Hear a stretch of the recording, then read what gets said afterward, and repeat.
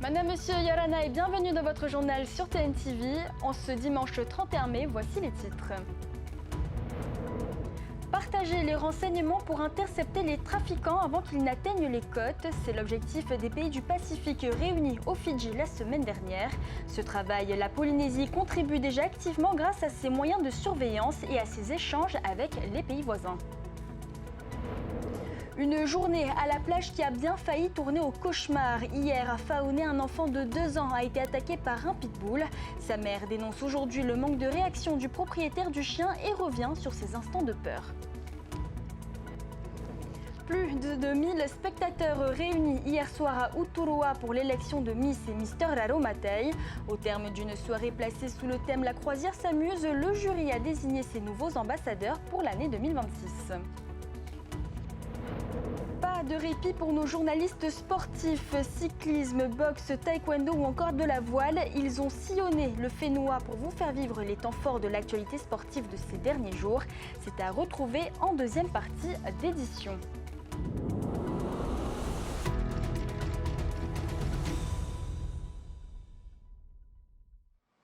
5 millions de kilomètres carrés à surveiller. Dans cette immensité du Pacifique, la Polynésie française est devenue un maillon essentiel de la lutte contre les narcotrafics. Un rôle stratégique qui a été mis en lumière lors d'un sommet régional organisé récemment aux Fidji. Les explications avec Esther Cuneo. We must show our people and the global community that the Pacific is fighting back. Le Pacifique riposte. Voilà le message des chefs de police de la région aux narcotrafiquants. En témoignent les saisies records sur la nouvelle route de la drogue, plus de 21 tonnes depuis 2025. Malgré ces saisies impressionnantes, les défis posés par le crime organisé explosent dans les pays insulaires. Les pays les plus pauvres sont particulièrement vulnérables. Aux Fidji, la crise de l'ICE est directement liée à l'explosion des cas de VIH. Selon les autorités sanitaires du pays, 50% des nouvelles contaminations sont liées à l'usage de drogues injectables, principalement de la méthamphétamine. La menace des drogues illicites augmente de manière exponentielle. Elle fragilise nos systèmes de santé, nos structures familiales et compromettent notre avenir et celui des prochaines générations. Ce tout premier sommet co-organisé par les Fidji et l'Australie a mis en lumière l'urgence de renforcer la coopération entre les nations du Pacifique. Nous appelons l'ensemble des peuples du Pacifique à soutenir cet appel collectif pour agir afin de protéger notre région.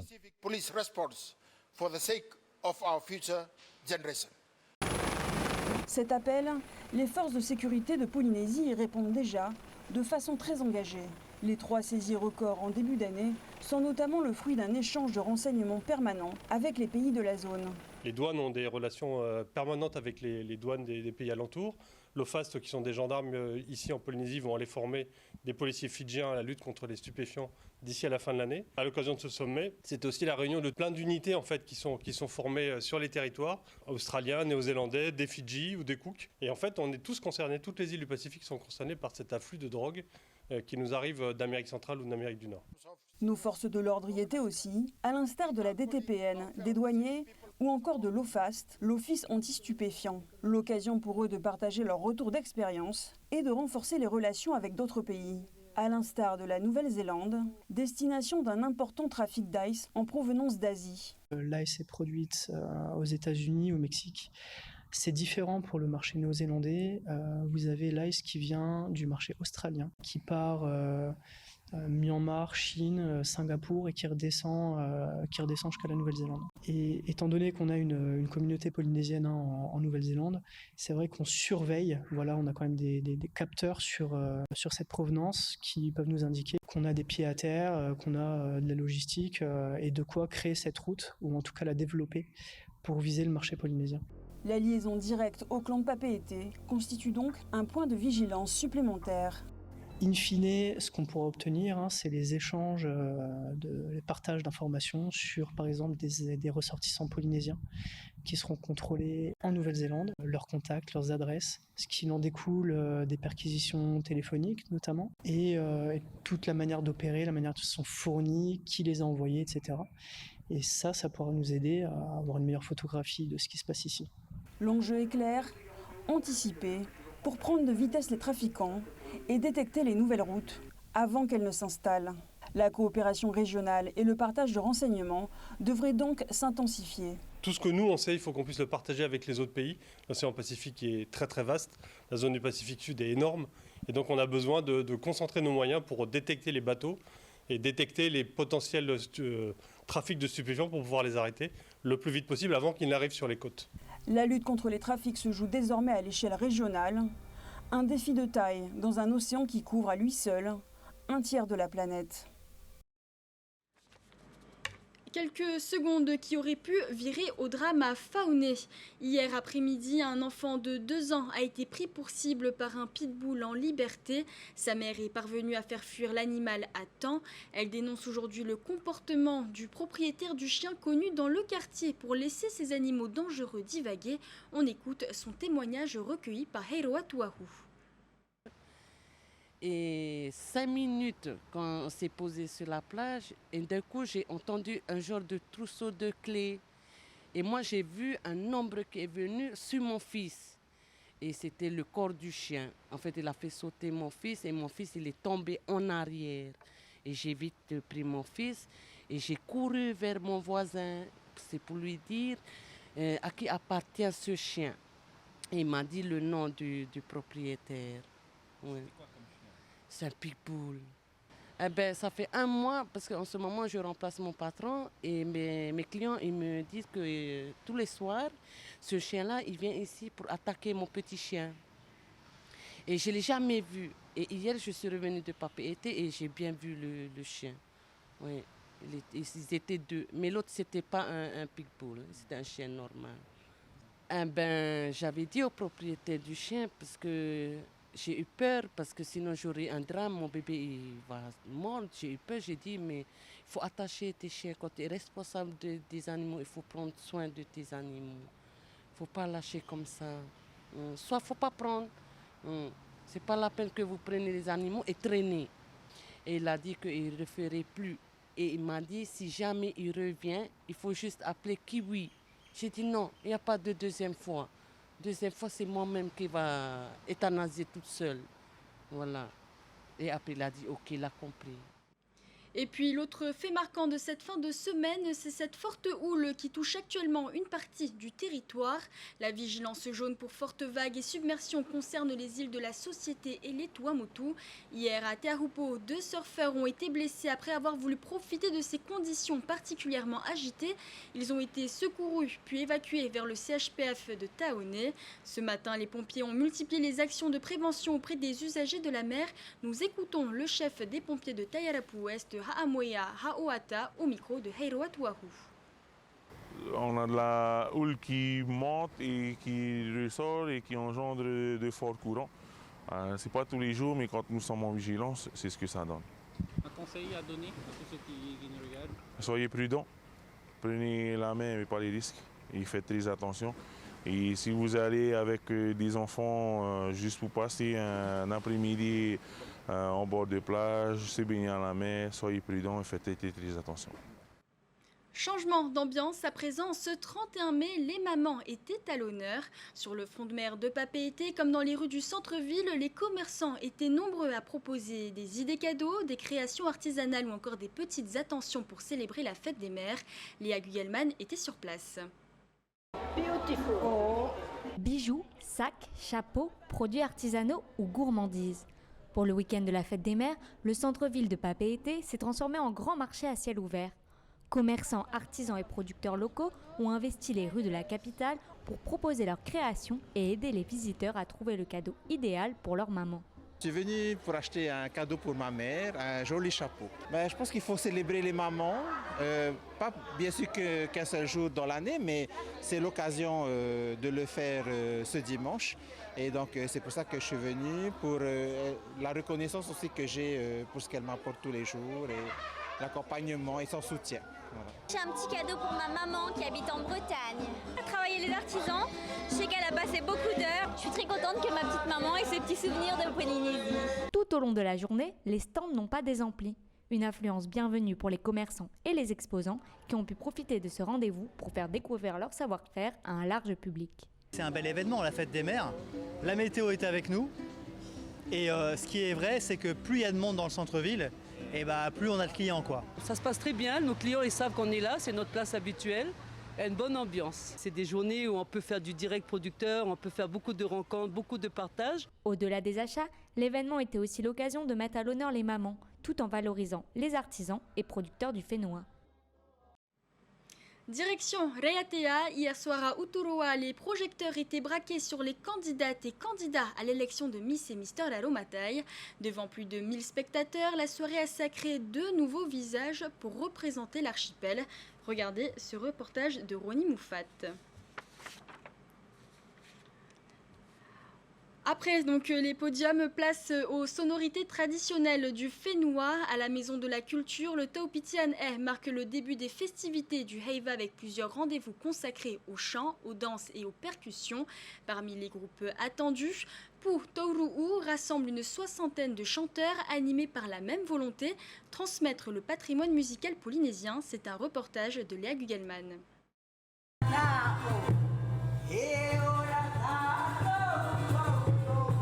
À travers leur voix, c'est tout un héritage qu'ils souhaitent faire vivre. Le groupe Pu Tauru'u poursuit ses répétitions avant de retrouver la scène du Taupiti Anae. Pour Nancy, cette édition a une saveur particulière. Elle participera pour la première fois à cet événement incontournable du Heiva. Je souhaite représenter, c'est comme voilà, toutes les personnes qui m'entourent, c'est l'incarnation d'abord de cette culture qui est chère à nos yeux. Alors c'est avant tout des valeurs, voilà, c'est je pense qui nous caractérise avant tout, les valeurs et l'amour que l'on a pour notre culture polynésienne, et puis des valeurs qui nous ressemblent et qui nous rassemblent surtout. Voilà, c'est ce qui fait aussi l'unité et la cohésion du groupe Pu Tauru'u. C'est la 2e année que l'école fondée par Daina Tavaiari'i participe au Taupiti Anae. Cette année, une 60aine de chanteurs monteront sur scène pour partager leur passion du chant et de la culture polynésienne. C'est pour partager encore toutes les merveilleuses chansons, des chansons culturelles que nous avons ici sur Tahiti parce qu'elle est unique au monde, et aussi d'écouter aussi des chants qui viennent des îles très très importantes. S'il n'y a personne qui va le faire, elle va disparaître à tout jamais, et ça c'est malheureux. Donc c'est important pour transmettre tout ce qu'on a, pour que nos enfants sachent et pour que ça perpétue d'année en année, de génération en génération, et toute l'éternité.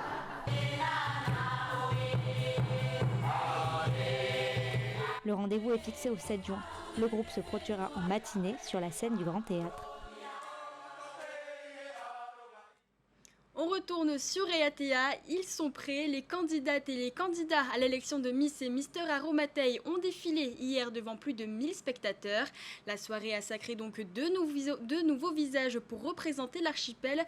Regardez le reportage de Roni Moufat.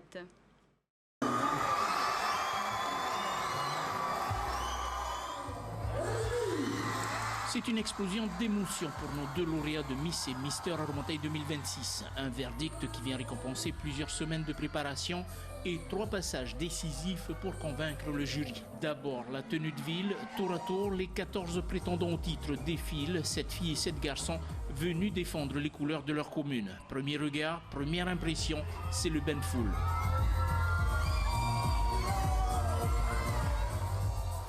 Puis le passage en maillot, souvent redouté des candidats, enflamme un public venu en nombre. Plus d'1 millier de spectateurs ont fait le déplacement pour encourager leurs favoris et célébrer cette 35e édition placée sous le thème « La croisière s'amuse ».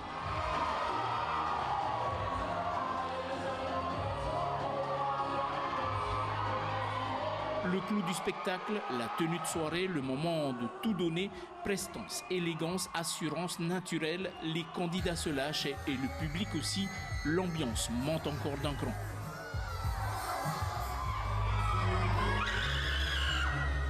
Qui va remporter?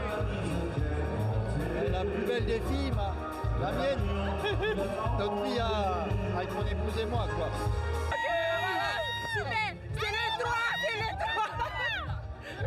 Je sais pas, mais je compte sur ma fille. Là, il y a beaucoup d'encouragement et on peut dire ma fille, elle peut gagner. Finalement, Raimiti Flor Teriteho de la commune de Taputapuatea fait un beau doublé. Elle décroche le titre de Miss Taputapuatea et celui de Miss Raromatei 2026. Je suis heureuse d'avoir pu accomplir cette aventure, d'avoir pu sortir de ma zone de confort plutôt. Et voilà, j'ai rendu fière ma famille, mes proches, c'est tout ce qui compte. Et je remercie ma chaperonne, Esmeralda Ortega. Honar Iteiri, récemment élu Mister Taha, décroche quant à lui le titre de Mister Raromatei 2026. C'est une autre aventure, l'élection Mister Raromatei. C'est un plus pour moi, parce qu'à Taha, c'est pas pareil. C'était une belle aventure quand même. À leur côté, la croisière se poursuivra aussi pour leur dauphin. Toaï Kivernodon de Uturu a été élu premier dauphin devant Kawai Taheo de Tumara, deuxième dauphin. Chez les filles, Poiti Girondon de Taha décroche le titre de première dauphine. Ranihei Temouri de Huahine est sacrée deuxième dauphine. Avant de vous quitter, je vous souhaite une très belle fête des mères à toutes les mamans, aux mamans Fahamou et à celles qui continuent de veiller sur nous de là où elles sont. J'en profite également pour souhaiter un très bel anniversaire à mon père, celui qui m'encourage comme un véritable coach sportif. Et puisqu'on parle de sport, il est temps de passer le relais au Grand JT Sport avec Oriano. Oriano, Yorana. Yorana Mika, merci pour les infos et bonne soirée à toi. Quant à nous, on fait le plein d'énergie avec du cyclisme, de la boxe, de la voile et des sports collectifs. Il y en aura pour tous les goûts. Alors, pas un instant à perdre, place au Grand JT Sport.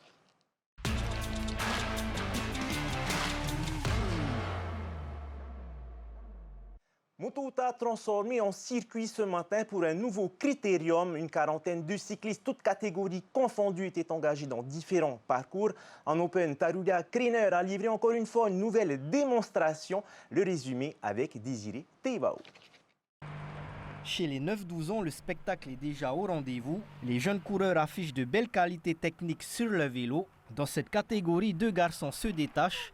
Les frères Mihalik, Vaki et Gabriel prennent les commandes du peloton. Leur entente est bonne et leur relais efficace, une stratégie payante qui leur permet de maîtriser la course. À l'issue des 6 tours et de 9 km d'effort, c'est finalement Vaki Mihalik qui l'emporte devant son frère Gabriel. C'était bien, c'était dur physiquement sur les 2 derniers tours, mais ça allait. Il faut surtout être bon sprinter et avoir les techniques pour gagner à l'arrivée au sprint. J'ai pris beaucoup de relais et à la fin, j'avais plus de jus pour pousser. Moi, je pense que je dois m'améliorer sur le sprint plutôt. Dans le peloton des 9-12 ans, on retrouvait aussi le spécialiste du BMX Bruce Gobré, une course qui s'inscrit dans sa préparation pour les compétitions nationales et internationales en BMX. Au début, j'ai tenu un tour, j'étais devant, premier. Après, au niveau du deuxième tour, je suis arrivé sur troisième, quatrième et ça a commencé à être dur après. Là, tu as des objectifs là, pour les BMX? J'ai le trophée de France, les championnats d'Europe et les championnats du monde qui arrivent. En juillet, ça sera les championnats du monde. Et en juin, ça sera les trophées de France et les championnats d'Europe. Dans la catégorie Rennes, en Open, 9 coureurs étaient sur la ligne de départ. Au programme 20 tours de circuit, Taruya Kreiner fait rapidement la différence. Le coureur de Pires s'échappe et se livre à un contre-la-montre individuel. À l'arrivée, Taruya Kreiner s'impose avec un peu plus d'1 minute d'avance sur Teva Poulain et Rudy Guéguin. Et chez les dames, on note la victoire de Kylie Crawford. Et les finales du Challenge Makonena ont sacré ce week-end les meilleurs boxeurs du Pacifique dans les catégories reines. Chez les super lourds comme chez les lourds, les ceintures et les prize money étaient en jeu pour cette 12e édition organisée en hommage à l'une des grandes figures de la boxe polynésienne. Verdict de cette soirée explosive dans ce reportage. Les coups résonnent sous tout le chapiteau de FAA. En super lourd, Johan Vera retrouve enfin le rendez-vous qu'il poursuivait depuis plusieurs années. Après un passage en Nouvelle-Zélande pour enrichir son expérience, le boxeur de Tefana revient avec un objectif clair, décrocher la ceinture Makonena. Face à lui, Ryan Brody ne lâche rien. Les échanges sont engagés, les deux hommes sont comptés au cours du combat et le suspense reste entier jusqu'à la dernière reprise.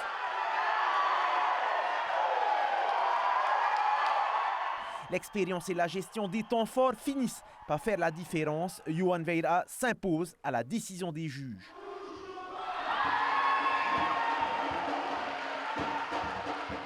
Cette belle ceinture Challenge Makonena, je l'ai voulu pendant 4 ans. Enfin, je l'ai 4 ans après. Et maintenant, je suis revenu au Fénois participer pour combattre pour la ceinture. Je me suis dit, aujourd'hui c'est ma soirée, il faut combattre, tu t'es entraîné pour, tu t'es sacrifié pour. Maintenant, ça a payé. C'est un beau combat et je suis fier quand même de moi, je suis bien boxé. Aujourd'hui, c'est lui qui a été meilleur, mais on ne lâche pas les entraînements. Hein. On va taper à cette lancée-là. Dans l'autre finale phare de la soirée, le Néo-Zélandais Roman Vaini affronte le Calédonien Thomas Kur chez les lourds. Plus mobile et plus rapide dans ses enchaînements et particulièrement précis dans ses attaques, Vaini prend progressivement le dessus. Touché et diminué physiquement, Thomas Kur ne peut poursuivre. L'arbitre met un terme au combat au 3e round. La soirée a également souri à Kohai Nena, sacrée dans le combat Queen of the Ring, une victoire symbolique pour celle qui portait l'héritage familial au cœur du ring. 12 éditions plus tard, le Challenge Makonena continue de révéler ses champions dans le Pacifique et de confirmer que la relève polynésienne est bien là. Hier soir, 7 athlètes de Tétoa Taekwondo étaient de retour au Fénois après une participation au championnat de France coaché par Remuera Tiniro. La délégation revient avec un bilan positif, 4 médailles. La fratrie Manate, Teramana et Tiniro décrochent le bronze. Mihiatea Flore est vice-championne de France junior en moins de 63 kg. Enfin, Mere Tamatoari décroche le titre de champion de France Benjamin en moins de 49 kg. Félicitations à tous nos athlètes. Et 4 jours de régates, plus de 60 athlètes et un premier test grandeur nature avec les Jeux du Pacifique de 2027. Les championnats d'Océanie de voile se sont achevés aujourd'hui dans la baie de Matavai. Résultats sportifs, organisation et enseignement pour 2027. Bilan dans ce reportage.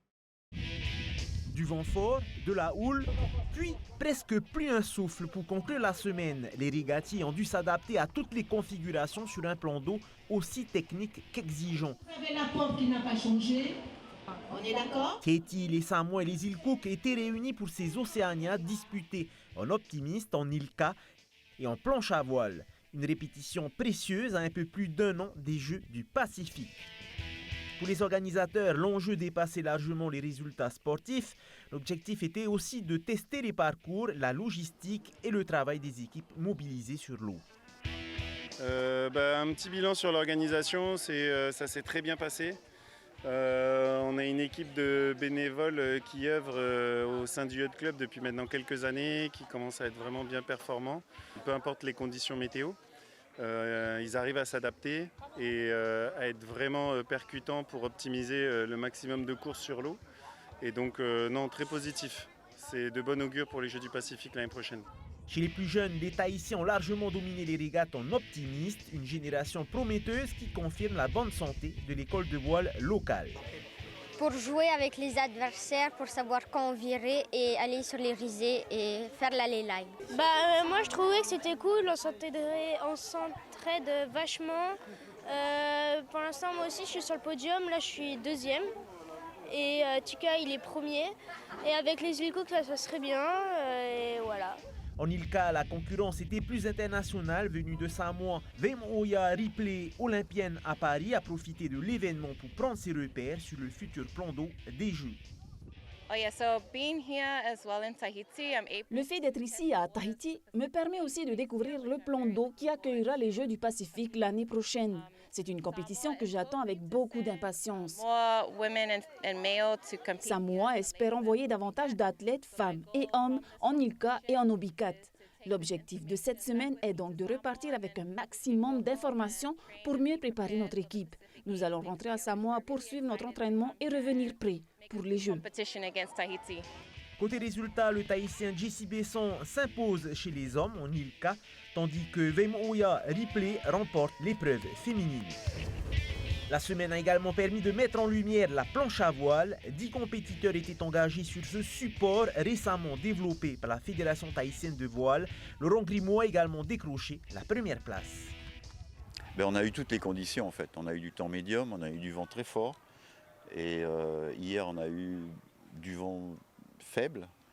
Mais après, il n'y a pas trop de tactique ou de stratégie. Il faut prendre le départ, aller vite, ne pas tomber. Et puis gérer les concurrents, voilà, c'est une régate tout à fait classique, sauf que là on est sur un support différent, quoi. Des jeunes qui confirment une organisation qui répond présent et un plan d'eau désormais testé dans toutes les conditions. À Mantaveille, la voile tahitienne a marqué des points à 1 an des Jeux du Pacifique. À Nukuhiva, la sécurité est au cœur de l'actualité subaquatique. Cette semaine, avant de laisser place au championnat des marquises de chasse sous-marine, cadres et pratiquants se sont réunis autour d'une formation dédiée à la prévention des accidents en mer. Le résumé avec Huanui Atuahiva et Nathan Uhukena. Formés pour mieux protéger avec la Fédération tahitienne de sport subaquatique, à Nukuhiva, cadres et pratiquants se retrouvent pour renforcer leurs connaissances et améliorer la sécurité des pratiques subaquatiques. Syncope, sécurité en binôme, tractage ou encore exercice en profondeur, les 28 stagiaires venus de Hivaoa, Uapou, Uahuka et Nukuhiva se forment aux gestes qui peuvent sauver des vies. Malheureusement, cette année, la mer a été gourmande en vie. Et il est important pour notre fédération de former des athlètes et des champions qu'on envoie à l'extérieur, mais avant tout de les préserver des accidents. Après la formation, place à la pratique avec le championnat des marquises de chasse sous-marine dans des conditions clémentes. Au terme de la compétition, Nitu et son binôme de Hivaoa décrochent le titre devant Kiani Mahiatapu et Aere Poihipapu de Taiuhae et Hatiheu. Le temps était favorable, hein. La mer était calme, et il y avait toute la visibilité, les poissons étaient au rendez-vous. Avec les copains, on a pêché. On avait plusieurs espèces. Il y avait le chirurgien, la famille des perroquets aussi, la famille des carongs. Hein. Une semaine placée sous le signe de la transmission et de la prévention, car en mer, la meilleure prise reste avant tout de rentrer sain et sauf auprès des siens. On passe maintenant au jeu collectif et pour décrypter tout ça, notre spécialiste Huanui Atuahiva nous a rejoint sur le plateau. Huanui Yorana. Yorana à tous et bonne fête à toutes les mamans. Alors, on va parler du football après une saison très serrée. Ça y est, on sait qui est le champion de la Ligue. C'est bien ça, Oriano. C'est la fin du suspense en Ligue 1. Grâce à leur victoire à domicile vendredi dernier au stade Louis Ganivet, la Stéphana décroche le titre de champion de Polynésie. Face à la Tamar Ipunar, où les Verts se montrent pourtant maladroits en première période et rentrent au vestiaire sur un score nul 0-0. Au retour des vestiaires, les joueurs de FAA changent de rythme. Yanis Dimetong débloque la situation avant de souffrir un doublé en l'espace de 12 minutes. En fin de rencontre, Vilitua Tieho puis Honoura Marete-Fou. Une minute plus tard vient alourdir l'addition. Victoire nette, 4-0. Avec une moyenne d'âge de 20 ans, la Stéphana soulève le trophée de la Ligue 1 et succède à l'AS Vénus.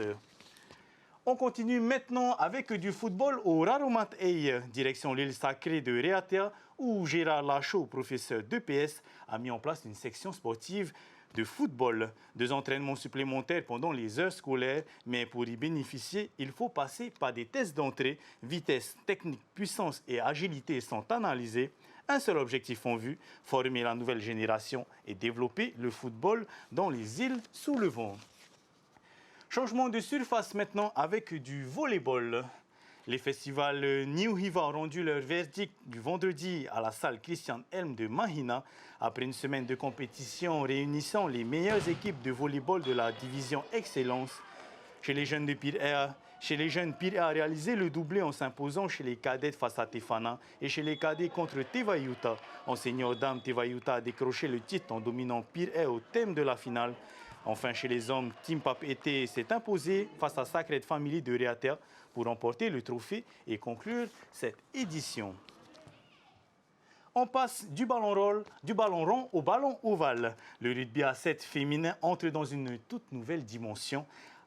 Après d'un an des Jeux du Pacifique organisés au Fénois, la sélection tahitienne a lancé sa préparation cette semaine. Un groupe encore en construction, mais déjà tourné vers 2027. Tout de suite, le résumé dans ce reportage.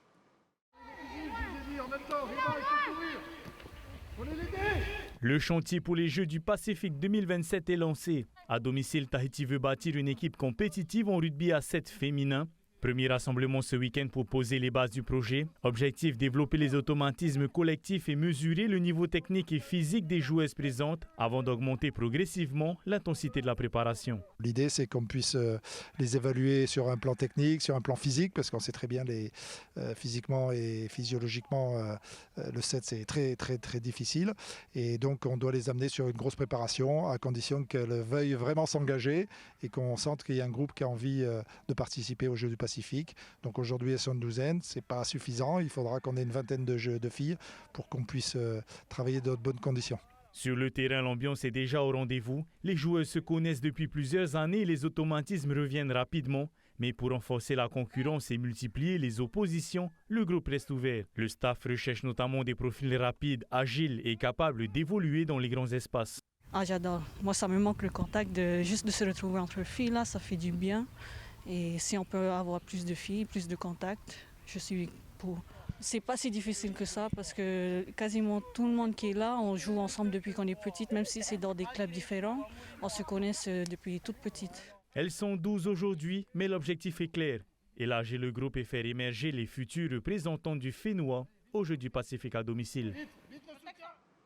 Voilà donc pour l'actualité des sports collectifs de cette semaine. La semaine prochaine, ne manquez surtout pas la grande finale du championnat de Polynésie de rugby avec le choc entre Manuhura et Punaoya. En attendant, moi je vous souhaite à tous et à toutes une bonne soirée, une bonne semaine et je vous donne rendez-vous dimanche prochain, même chaîne, même heure. À dimanche prochain, Huanui. Mais avant ça, le sport va encore faire vibrer le Fénois. Mardi 2 juin, Mahina vivra au rythme du festival de volleyball de New Hiva. Et pas seulement, puisqu'il y aura aussi d'UVA à Punaru. Ce mardi 2 juin, vous pourrez aussi suivre de l'athlétisme avec tout ce qui est para-athlétisme. Enfin, dimanche et samedi, vous pourrez suivre également le Teito. Voilà pour cet agenda. Coup de sifflet final pour le Grand JT Sport. La soirée continue sur TNTV avec votre téléfilm Mission Coup de Foudre, suivi de votre magazine Capital avec des vacances de rêve à prix cassé. Demain, Athéna Milcam vous donne rendez-vous pour le JT et nous, on se retrouve dimanche prochain. D'ici là, gardez la forme, le sourire et sportez-vous bien.